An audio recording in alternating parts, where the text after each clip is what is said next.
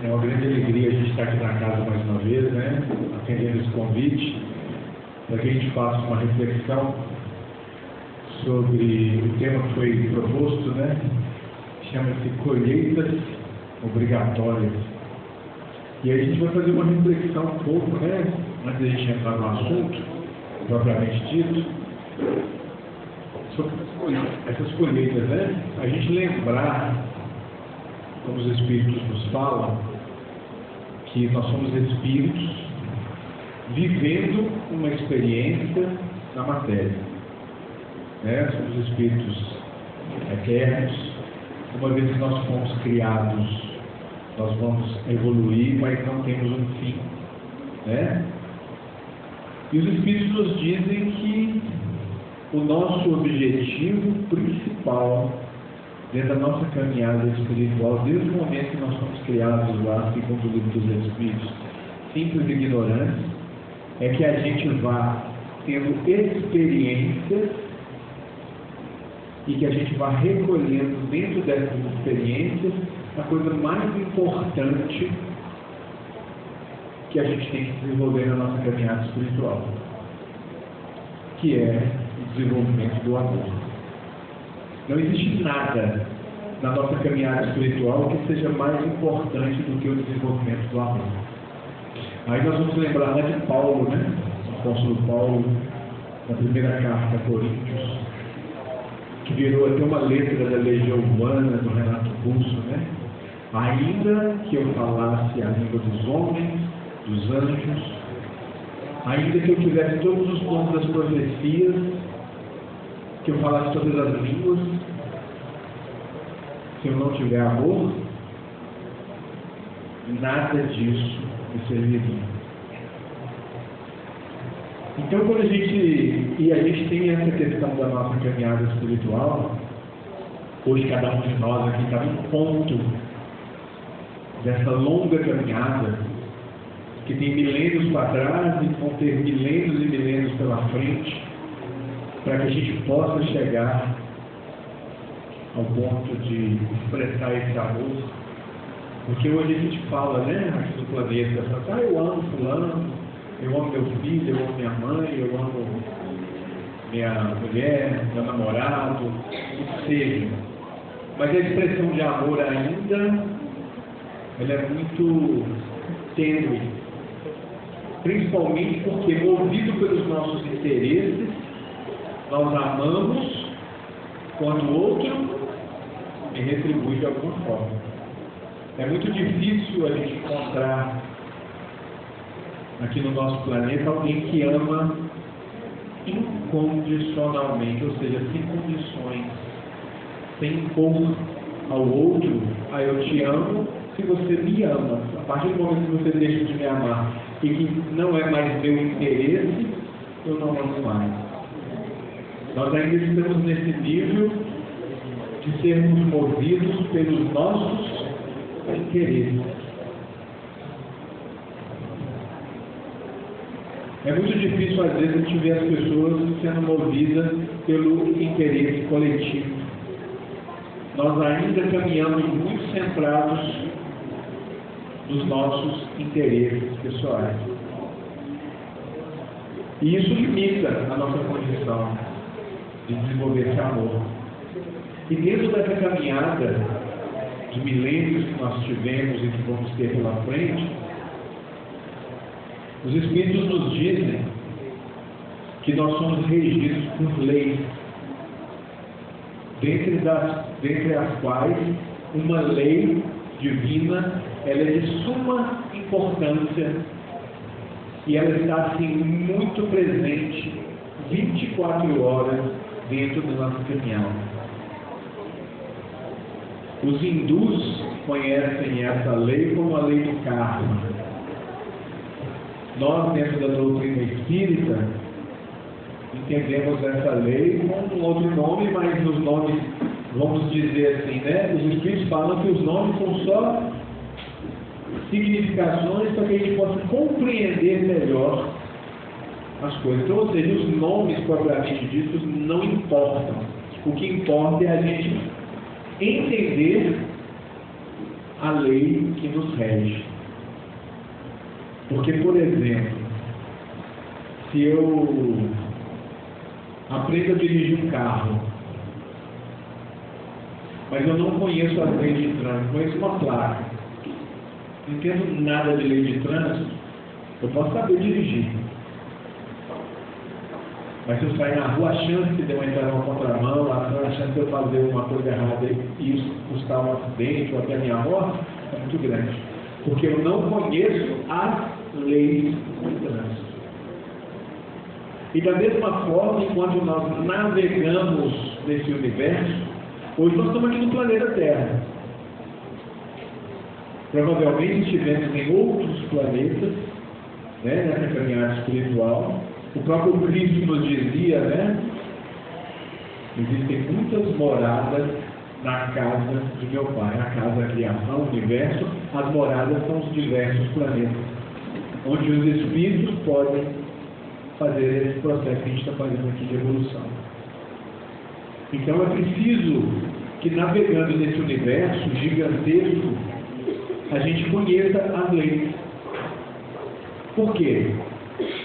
Para que a gente possa se pautar pelas leis, para que nós não possamos não ser imputados por essas mesmas leis. A mesma coisa do Código Penal, né? Se você não conhece as suas limitações perante a lei de sociedade, você pode infringir uma lei que vai pagar a lei. Ou ter uma multa, alguma coisa.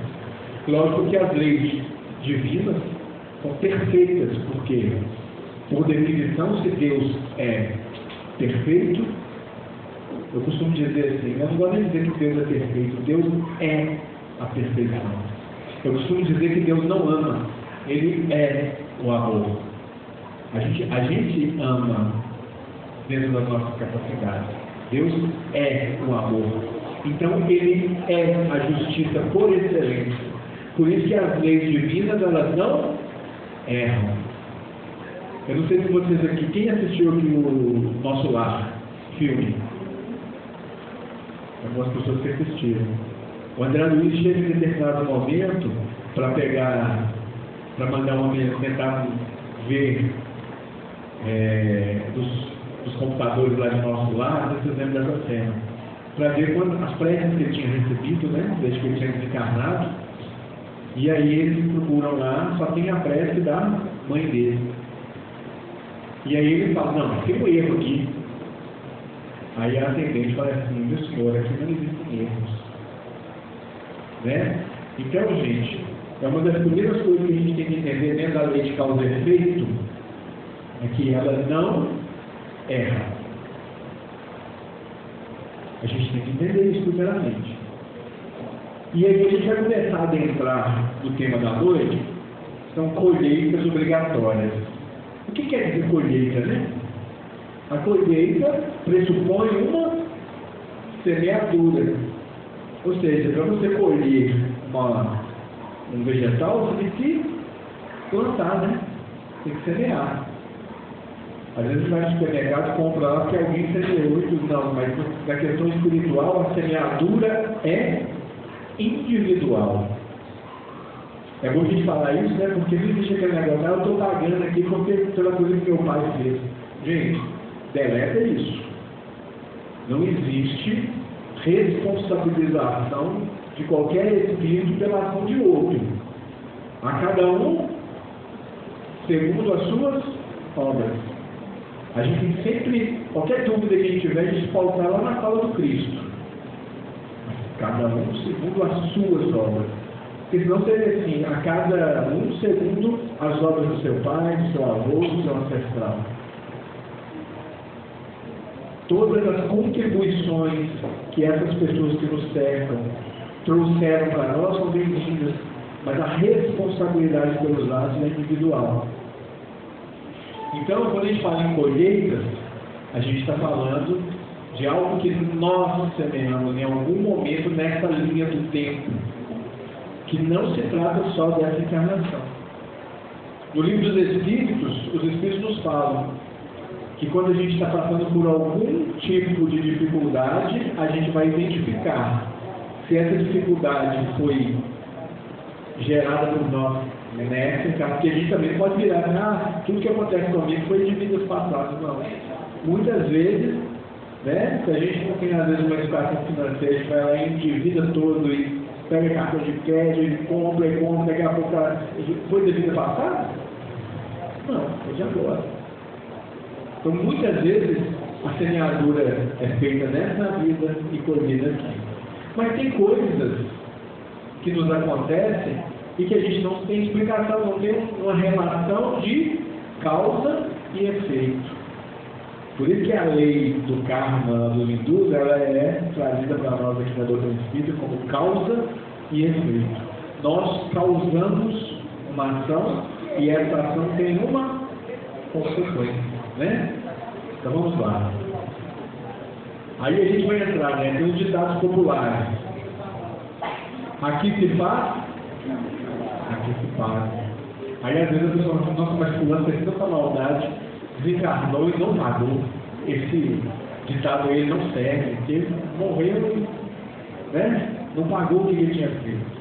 Só que, até então, na nossa caminhada aqui, muitas vezes a gente tinha o entendimento de que morria, acabou.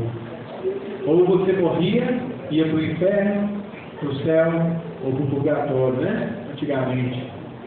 Aí vem a doutrina espírita e abre as nossas mentes, para que a gente possa compreender qual de nós aqui teria condição, vamos ser honestos, qual de nós teria condição para ir para o céu, que era pintado antigamente pelas religiões? Qual de nós teria condições morais de expressar o amor suficiente para estar lá no céu?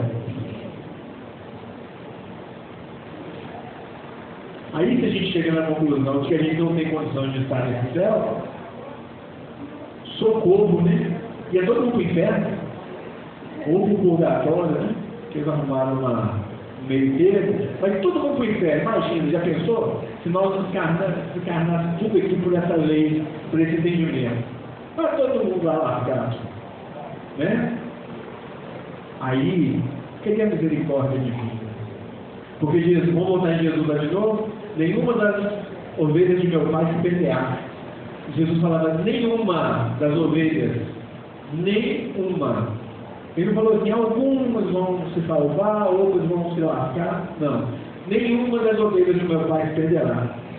E aí, com essa fala de Jesus, cai por terra o quê? O inferno. Porque o inferno pressupõe uma condenação eterna. E condenação eterna não combina com misericórdia divina.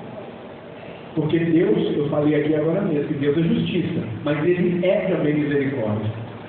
A misericórdia entra atenuando um pouco a ação da justiça, para que a gente dê conta de nos haver com as nossas pendências. E eu não gosto nem muito de falar essa questão, gente, de pagar, não é? A gente já paga tanta coisa, né? É boleto, agora no início do ano, né? Escola, PVA e tal. Aí eu vou falar com vocês aqui, aí vocês vêm aqui escutar o que eu estou escutando, nós temos que pagar. Não. O maior professor do universo se chama Deus. E Ele nos dá lições de aprendizado. Então, toda dificuldade que venha na minha vida, ela é uma oportunidade de aprender.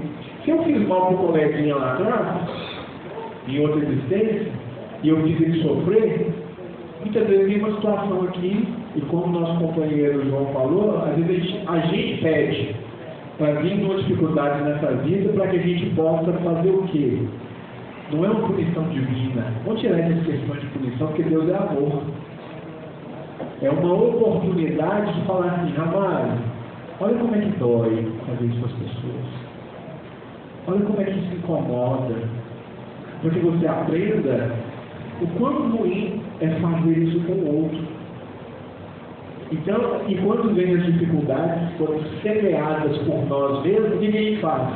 Ai meu Deus, se for possível, me livra disso. A gente vem aqui, conversa com o preto velho, não estou passando dificuldade, me tira dessa situação. O preto velho vai olhar para você, ô minha filha, ô meu filho, vamos rezar, vamos pedir nosso Senhor Jesus Cristo para te dar força para você passar por essa provação. Ele não fala aqui que vai tirar. Tem certeza, o preto velho aqui, muita dificuldade, não vai falar, nós vamos resolver, vamos tirar essa dificuldade do caminho. está tirando a oportunidade de aprender. E todas essas dificuldades, a gente vai burilando a gente como diamante ali no esmeril, para numa hora a gente começar a refletir essa luz que vem de dentro de nós e que é a luz de amor que a gente precisa desenvolver. Então, o ditado popular é aqui que faz, é que se paga, ou seja, a gente consegue fugir do aprendizado das ações que a gente precisa. Se eu não amo meu irmão, se eu faço alguma coisa ruim com ele, eu preciso ter algum aprendizado que me mostre que eu preciso melhorar, que eu preciso amar mais, que eu preciso ser mais desenvolvedor, mais empático, né? Quem semeia vento, colhe tempestade. E a gente brinca muito, né? Principalmente depois que a gente já está dentro da doutrina espírita, ou qualquer entendimento das leis espirituais, a gente sabe que se fizer a coisa para o outro, a coisa vai voltar. Em algum momento. E Deus é tão bom que só volta quando a gente tem ombros fortes para suportar aquilo que nós fizemos. Quando a gente faz o mal para o outro, a gente está nem aí se ele suporta ou se ele não suporta. Quando a gente está com ódio, com sentimento de vingança, a gente faz e pronto, tomara que isso aconteça pior para aquela pessoa. A gente nem se preocupa com a dor dela, mas na hora que a dor vai lá e vem como um aprendizado para nós, a gente fala, gente, eu não dou conta. Mas a gente pensou quando fez, e aí eu estou falando de coisa que a gente nem lembra, né? Mas aqui, a gente fala assim, eu nem lembro o que eu fiz na minha vida pregressa. Mas como é que a gente sabe quem que a gente é hoje em relação ao passado? Os Espíritos nos falam, sonde o vosso coração, os vossos sentimentos, e vocês saberão quem vocês são. Que Jesus, vamos voltar em Jesus lá, está tudo isso no Evangelho. Conhece a árvore, como é que eu ditado? Conhece a árvore pelos frutos. Você plantou manga, você vai dar manga. O espinheiro vai dar espinho. Então a gente olhar para dentro de nós e falar assim, o que eu sou? Que árvore que eu sou? Qual o fruto que eu dou para as pessoas? Ele é amargo, ele é saboroso, ele é doce, ele alimenta, ele envenena. E quais são os nossos frutos? As nossas palavras, os nossos pensamentos, as nossas ações. Né? Quem com ferro fere, com ferro será ferido. Quando Jesus estava para ser preso, para ser entregue, veio os soldados do Sinédrio para prender ele. Aí Pedro pega uma faca aí, corta a orelha do soldado. Jesus na hora pega a orelha, por processos, né, que a gente aprende na doutrina espírita. Jesus tinha uma perfeita compreensão.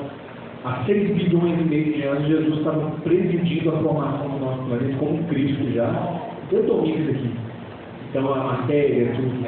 Ele pega a orelha, reconstitui ela, num momento ali, e vira para Pedro e fala assim, Pedro, embanha a tua espada, ou seja, guarda a tua espada, porque aquele que matar pela espada, morrerá também pela espada. Definindo para nós que a violência, seja ela, que essa espada é simbólica, né? Ela pode ser desde a espada física que eu vou ali matar e tirar a vida da pessoa, do que a espada da língua, a espada das ações, que vão ferir o outro de diversas formas. Então Jesus nos recomenda que o amor é o melhor. Deus tarda, mas não falha. O que eu trouxe? Os entendimentos populares para a gente ver que isso, né, a gente já sabe inconscientemente que tem uma lei regendo a gente, que a gente é responsabilizado por isso. Mas aqui, vocês já viram, quando a gente quer muito uma coisa, eu falei no início aqui sobre as nossas intenções. Quando a gente quer muito uma coisa, a gente sabe que não pode fazer, mas eu vou lá. Depois eu me vejo com as consequências. E a gente põe a nossa vontade, a nossa intenção, o nosso desejo individual, às vezes egoísta, em primeiro lugar, fala, eu vou fazer. Então nem isso vai prejudicar os outros, depois eu vejo o que eu faço. E aí a gente acaba se enquadrando nessa lei, que é a lei de causa e efeito, que é uma lei perfeita, né? Então não adianta depois de perguntar, por que eu estou passando por isso? Por que Deus está fazendo isso comigo? Gente, Deus não faz nada com a gente. A lei é a presença divina no universo. Então ela é perfeita. Então não existe erro, né? Vamos lá. Aí a gente tem que entender, primeira coisa, Deus não é o velhinho barbudo sentado na nuvem lá em cima. Deus não sente raiva, Deus não sente vingança. O que a gente vê muito no Velho Testamento? O Senhor dos Exércitos, o Deus que vai vingar Israel, não é? Aquela visão daquele Deus bravo demais, né? Que é o povo de Deus e ele vai defender e ele vai lá destruir o inimigo e tudo. Qual que é essa tentativa nossa? De personificar Deus. Qualquer definição que a gente dê de Deus, a gente está diminuindo ele. Ele está muito além das compreensões nossas de seres humanos aqui no nosso planeta. Então o que a gente fazia antes? Pintava Deus como um de nós, com os mesmos sentimentos, com as mesmas falhas, com os mesmos sentimentos humanos, para justificar as nossas imperfeições. E aí a gente tem que tirar isso. Vou dar um exemplo aqui. Esse telescópio James Webb, né, você já deve ter ouvido falar, ele, depois do Hubble, né, que foi um fenômeno aquele telescópio, conseguia ver não sei quantos milhões de anos-luz à frente, o James Webb agora ele consegue ver galáxias que estão a 15, 16 bilhões de anos-luz. Você tem ideia do que é um ano-luz? Quando eu pego esse feixe de luz aqui, ó, olha lá, laser, quando eu aperto ele aqui, ele saiu daqui para lá com uma velocidade de 300 mil quilômetros por segundo. A gente pega um carro que anda 200 por hora, você já acha rápido. 300 mil quilômetros em um segundo. Aí seria um segundo luz. Agora você imagina, um ano-luz é um feixe dele de luz viajando a 300 mil quilômetros por segundo durante um ano. Imagina a distância que ele alcança em um ano-luz. Aí nós estamos falando de 15 bilhões de anos-luz que o telescópio consegue ver as galáxias lá. Isso é o que a nossa tecnologia consegue ver hoje. E a gente achava que Deus estava aqui em cima de uma nuvem com barba branca tomando conta daqui e já viu o universo todo aqui como uma individualidade. Deus está para além disso dessa criação. Vocês imaginam a grandeza dessa consciência para gerir. Se a gente imaginar, vamos limitar em 15 bilhões de anos-luz, uma bolha, por exemplo, com um raio de 15 bilhões de anos-luz, é coisa pra caramba. Aí dentro de bilhões, trilhões de galáxias, com quadrilhões de planetas e estrelas. A gente às vezes não consegue organizar nem a mesa nossa do trabalho, fica bagunçada lá, a minha pelo menos fica. Mas é uma bagunça organizada, viu gente? Eu sei onde é que está tudo, mas está tudo bagunçado.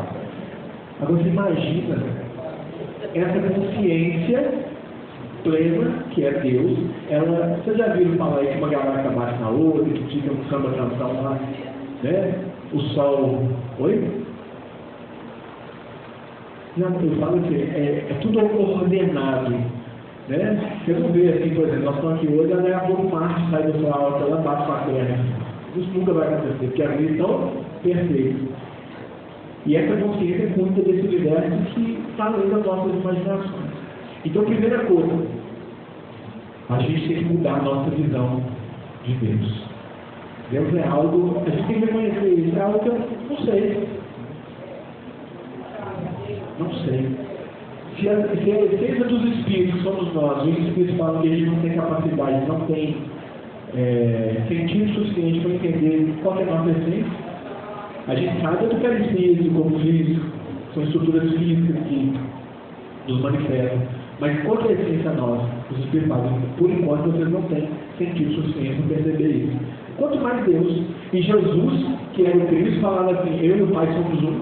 Em determinado momento, Jesus era questionado sobre certa vez, mas só o Pai o sabe. Ele era um com Deus na proximidade do sentimento de amor que ele tinha na sua manifestação. Mas Deus também era incógnito para Jesus. Porque Deus está sempre para além da nossa capacidade de entendimento. E aí a gente tem que entender o seguinte: os atributos de Deus, imutabilidade. Deus não muda. As leis divinas, uma vez, a gente nem sabe qual foi, né? Porque Deus é eterno.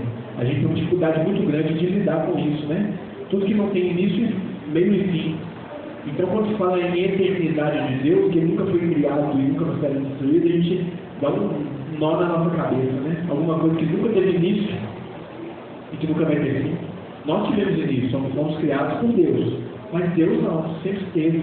Como que é essa questão, né? E ele é imutável. Imutável. Você nunca vai ver uma lei de que ela causa efeito mudar. Vamos pegar a lei de gravidade que está mais próxima de nós. Você nunca vai acordar de manhã e sair flutuando aí, assim, ó, a lei de gravidade acabou. Estou flutuando. Não. Ela sempre vai existir na relação do tamanho do planeta, né? Cada planeta tem sua gravidade. Então as leis divinas são imutáveis como Deus é imutável. Então vamos dizer, uma vez que você aprendeu as leis divinas, você pode estar em qualquer quadrante do universo que elas vão funcionar da mesma forma. Você vai ter um entendimento maior com a sua evolução dessas leis, mas as leis são as mesmas. Perfeição infinita. Deus é a perfeição. Então não cabe em Deus ira, raiva, vingança, sentimentos humanos. Ele é perfeito. Bondade e justiça. Tudo que Deus faz através das suas leis é bom e justo. Bom e justo. Guarda isso. Qualquer coisa que acontecer com a gente, com a nossa família, com o país onde a gente está, com o planeta e tudo, é bom e justo. Tem alguma utilidade, está dentro da justiça divina. Nada acontece fora do amor e da justiça divina. Não cai uma folha de uma árvore sem que Deus o saiba, como Jesus falava. E a gente às vezes costuma duvidar disso. Porque às vezes quando a gente tem uma perda de familiar, e a gente fala, meu Deus, por que o Senhor fez isso com a minha família? Por que fez isso com a minha filha, com o meu pai? Tudo dentro da bondade e da justiça. Embora a gente, no estágio de compreensão que a gente está, a gente não consiga entender a bondade e a justiça divina. Mas a gente não pode duvidar dessa bondade, dessa justiça. Até pode, né? Às vezes a gente não acredita nessa bondade e justiça quando a coisa é muito triste que acontece nas nossas vidas. Vamos falar disso um pouquinho mais para frente. Aí nós vamos ver lá no Livro dos Espíritos a primeira pergunta. O entendimento de Deus é tão importante para a gente começar a falar sobre as colheitas, sobre a lei de causa e efeito, que a primeira pergunta do Livro dos Espíritos é: quem é Deus? Eu falei com vocês que a gente não tem condições de saber, de entender essa essência de Deus. Aí Kardec pergunta aos Espíritos, não é quem é Deus não, porque se você falar quem, você está falando que é uma pessoa. Quem é Deus? Aí os Espíritos respondem dentro da nossa capacidade de entendimento. Deus é a inteligência suprema, ou seja, não existe inteligência maior que a de Deus, causa primária de todas as coisas. Tudo que você imaginar, sua imaginação fértil, pensar, teve início em Deus. Foi criado por Ele, ou depois foi criado pelas criaturas que Ele criou. Então Ele é a causa primária, a primeira causa de tudo no universo foi Deus. Pode um homem compreender a natureza legítima de Deus? Não, falta-lhe para isso o sentido. É o que eu falei aqui. A gente não consegue compreender. A gente dá um jeito de falar, Deus é uma luz, Deus é o amor e tal, mas tudo isso limita Ele. Mas é o que a gente tem ainda para trabalhar, para a gente entender Deus. Deus se manifesta e é percebido pelas ações das suas leis. Nós temos a lei de amor, que é a principal lei de amor. A principal lei divina, a lei de amor. Temos a lei de causa e efeito, temos a lei de progresso, temos a lei de destruição. Está tudo no Livro dos Espíritos. Quem quiser depois aprofundar as leis morais, estudar, para compreender qual é o papel de cada lei dela. Só que, como o arco-íris é uma projeção a 7 cores, é uma projeção da luz branca, as leis divinas são desdobramentos da lei de amor. Tudo está dentro da lei de amor. Mas aí, para a gente entender um pouquinho melhor, os Espíritos vêm nos dizer sobre as várias leis que nós estamos imersos nelas. E aí, gente, para a gente falar de colheita, a gente tem que entender a reencarnação. Como eu falei aqui no início, nenhum de nós consegue a perfeição, atingir a perfeição dos nossos espíritos em uma vida só. Impossível. Impossível. Por isso que eu falei aqui, qual de nós seria elegível a um céu onde só teriam pessoas perfeitas? Nenhum de nós que está no planeta. Nenhum de nós que está aqui. O único espírito totalmente perfeito que pisou na terra aqui foi Jesus.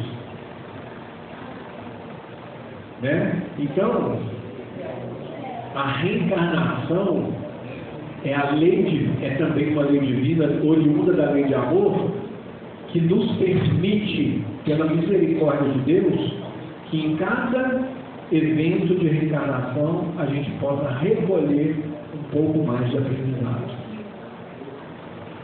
Para que a gente possa evoluir. A evolução também é uma lei divina. Né? Jesus respondeu: na verdade te digo que aquele que não nascer da água e do Espírito não pode entrar na reino de Deus. O que é nascido da carne é carne, o que é nascido do Espírito é Espírito. Olha só a sabedoria desse homem que esteve aqui, né? Desse Espírito crístico que esteve aqui. Na época que Jesus esteve aqui, não tinha ciência, não tinha filosofia, praticamente, né? Não se sabia nada do corpo humano. Né? Praticamente, né? Tinha tradições hindus lá que falavam muito profundamente isso, mas onde Jesus veio, não se tinha, era barbárie.